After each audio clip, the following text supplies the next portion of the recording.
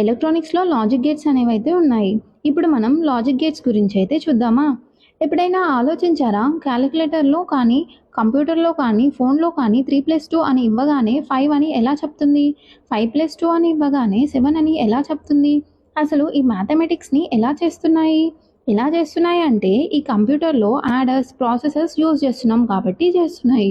అసలు ఈ adders, processors ఎలా బిల్డ్ అయ్యాయి అనుకుంటున్నారు గదా! ఈ యాడర్స్, ప్రాసెసర్స్ కూడా ఈ లాజిక్ గేట్స్‌తో బిల్డ్ అయ్యాయి. టైప్స్ ఆఫ్ లాజిక్ గేట్స్‌లో 3 టైప్స్ అయితే ఉన్నాయి.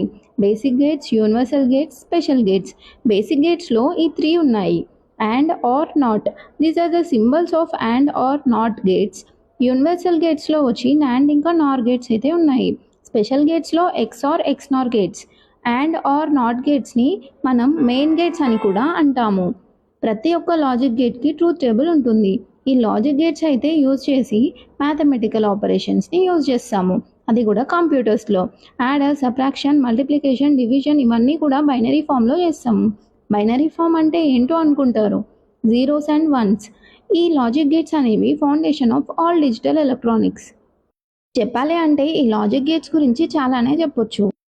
మనం దీని గురించి అయితే ముందు ముందు తెలుసుకుందాం.